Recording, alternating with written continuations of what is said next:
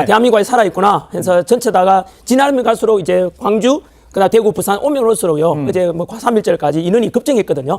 그래서 어제는 아시다시피 민주당의 그 모집 그 집회 인원이 네네. 경찰 추산으로 18,000명. 광화문하고 여의도 집회 탄핵 반대 쪽은 그 10배 가까웠죠. 예. 12만 명이 왔었는데요. 그 경찰 추산. 갈수록 이제 늘어나는 걸 보면서 대한민국은 역시 탄핵 반대를 통해서 국가를 수호하고자 하는 사람들이 많구나. 애국심이 강한 사람 정말 많이 있구나. 그래서 실감하게 되고 대단히 감동했습니다. 예, 그렇군요. 그 지금 말씀하신 대로 집회에 이제 많은 사람들이 나온 상황이잖아요. 네. 그 탄핵 반대 집회에 나온 사람들이 요구하는 것들이 이제 느껴지실 거예요. 그렇죠. 뭐가 가장 많이 느껴지던가요? 2030 세대이 제일 먼저 나섰지 않습니까? 네. 그게 뭐겠습니까? 2030 세대는 제일 싫어하는 게 공정과 상식이 무너지는 거 싫어해요. 그래서 공정과 상식이 탄핵 전국에서 예를 들면 공수처다, 그다음 서부지법이다, 뭐 민주당은 마찬가지고요. 그리고 선관위 어제 또 아주 안 좋은 뉴스 나왔지 않습니까? 선관위 안에 문제점. 예. 그리고 헌재에 대한 이런 공정 상식 법치가 무너지는 걸 보고 분노해서 나오게 됐고요. 그리고 그 연장선에서 이제 많은 사람들이 시간이 지날수록 맞네, 개봉령이 맞구나, 공정과 상식을 빨리 되찾아야 되겠다는 거 하고 두 번째 또 급증하는 이유가 체제 수호에 관한 겁니다. 그래서 대한민국을 지키겠다, 자유 수호 체제 지키겠다 이런 국민들의 열망이 함께 돼 가지고 이제는 민주화 세력, 예. 산업화 세력 그리고 안보 세력까지 합류해가지고 점점 어제 보시다시피 역대급으로 모였지 않습니까? 예. 그런 것이 아마 국민들의 저변에 깔려있는 애국심과 어떤 그 청년들의 2030의 열망이 같이 폭발하는 것 같습니다. 알겠습니다. 그러니까 젊은이 2030의 사람들이 모이는 것이 상당히 느낌으로 와닿다 이렇게 그럼요. 말씀. 예. 알겠습니다. 지금 화면에 봤습니다만 어제 같은 경우는 빨간 넥타이도 매셨는데 네. 뭐 어떤 의미가 있는 겁니까?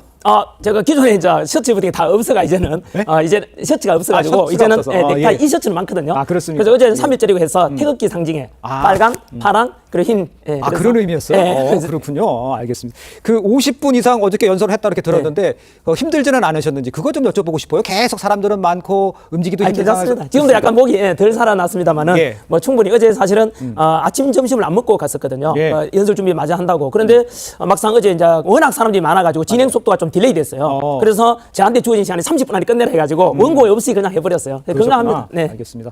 사람들이 반응이 뜨거웠다 이런 것들은 뭐 모두가 다 아는 뭐 사실이고 이렇게 또 보수 쪽에서 봤을 때 이제 큰 이른바 스피커의 역할을 하고 계신데 그 이런 왜 이렇게 내가 어떻게 이렇게 인기를 끌고 보수 진영에서 스피커가 되는 건가 이렇게 생각해 보시면 왜 그런 것 같으세요?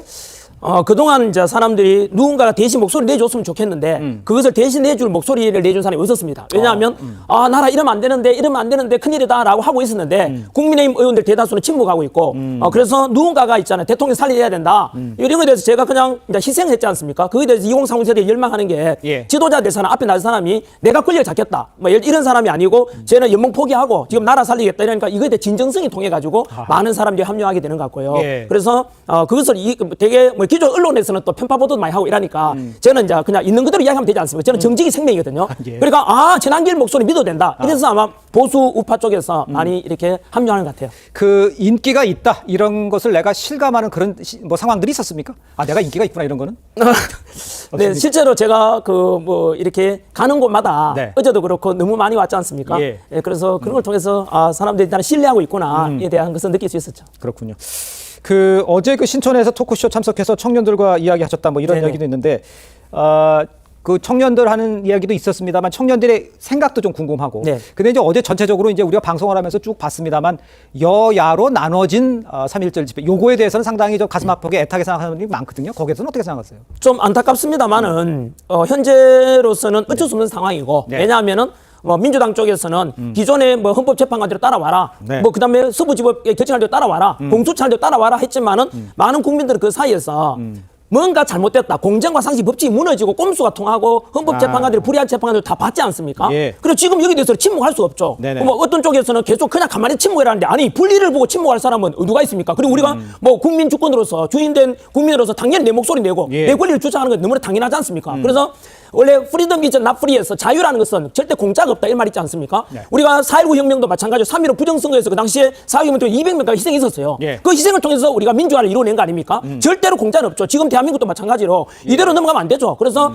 올바른 자유민주주의 지키고 공정과 상식을 지키기 위해서는 예. 오늘 희생을 해야 된다. 저는 그렇게 생각합니다. 알겠습니다.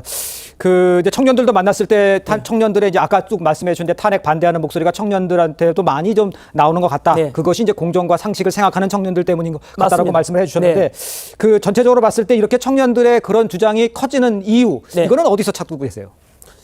그런 것은 뭐 당연히 공정과 상식을 찾고자 하는 열망이죠. 그리고 그들이 찾고자 살아갈 열망이다. 세상이잖아요. 아. 이제 그들이 이제 주인이죠. 그래서 네. 대한민국의 주인은 우리 40, 60이 안 좀 있으면 2030 세대들이 세상 살아가니까 그들이 살아갈 세상에 대해서는 올바른 그야말로 공정과 상식이 통하는 그런 대한민국을 만들고 싶은 열망 아닌가 싶어요. 그렇군요.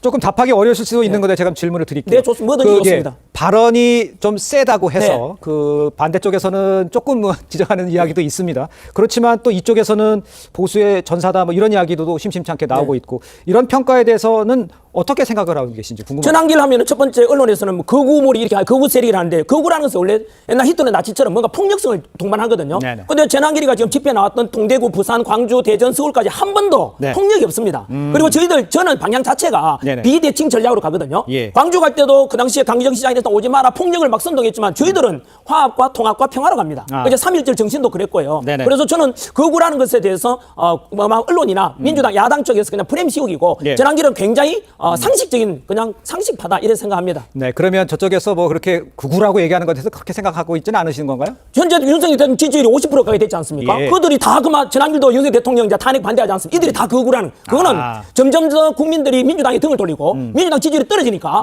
어쩔 수 없이 전환길과 이런 사람을 일반 중도층하고 분리하기 위해서 거구라고 자꾸 모래를 세우는데 그 자체가 이미 국민들이 또 거짓말하는 거죠. 알겠습니다. 제가 하나 이렇게 여쭤볼게요. 그러면 최상목 권한대행도 네. 가장 중요한 게 3.1절 기념사에서 네. 통합을 이야기했어요. 네. 그러면 이 상황에서 통합을 이루기 위해선 어떤 것들이 필요하다고 보십니까? 지금 제일 중요한 게 헌법재판소 아니겠습니까? 곧 보름 정도 지나면 이제 대통령 탄핵 심판이 있을 건데 네. 거기에서 어떤 결정하느냐에 따라 대한민국 두 조각 날 수도 있고 통합될 수 있다고 생각하거든요. 예. 저는 그 헌법재판관은 제일 국가를 통합해야 되고 그리고 국민들 통합해야 되고 그리고 그 헌법재판관들도 살 수 있는 유일한 방법이 있어요. 예. 유일한 해결책은 바로 대통령 탄핵 심판에 대해서 각하를 하면은 국가도 발전할 수 있고 그리고 이렇게 이제 나뉘어져 있는 국민들도 통합할 수 있다고 생각을 해요. 왜냐하면은 현재 헌법재판소에는 민주당에서 그렇게 밀어붙이기 위해서 뭐 정계선이나 그다음에 현재 40일까지 막 하지 않습니까? 그리고 국민들이 다 알고 있지 않습니까? 이런 상태에서 만약에 인용되면은 이쪽에서는 납득할 수가 없죠. 왜냐하면 너무나 편향되고 불의한 재판관들이 아니 그들이 어떻게 자유민주를 수호하는 윤석열 대통령 탄핵시킨단 말이야? 있을 수 없어. 안 받아들일 거예요. 예. 반면에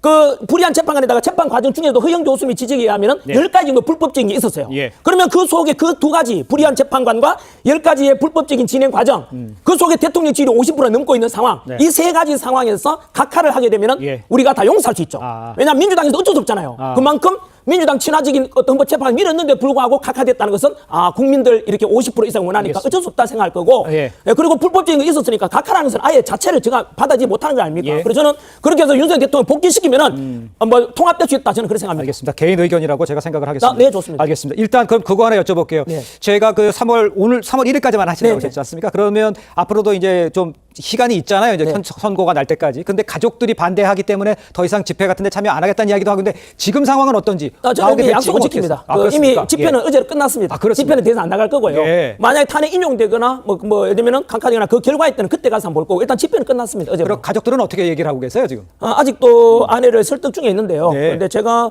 그거는 좀 뭐 지켜봐야 되겠다 생각 말씀드립니다. 알겠습니다. 하나만 더 시간이 있으면 하나만 더 네. 여쭤보겠습니다. 그럼 앞으로의 그 한국사 강사 전환길의 꿈 이런 건 뭡니까? 저는 이미 2030 세대들이 저를 바라보는 사람이 많지 않습니까? 예. 그들이 바라는 보다 더 자유함이 넘치는 이 대한민국, 공정과 상식이 넘치는 대한민국을 위해서 뭔가 목소리 낼 수 있어서 그들이 결코 실망하지 않는 그런 대한민국을 만드는데 작은아마 힘을 합치고 싶습니다.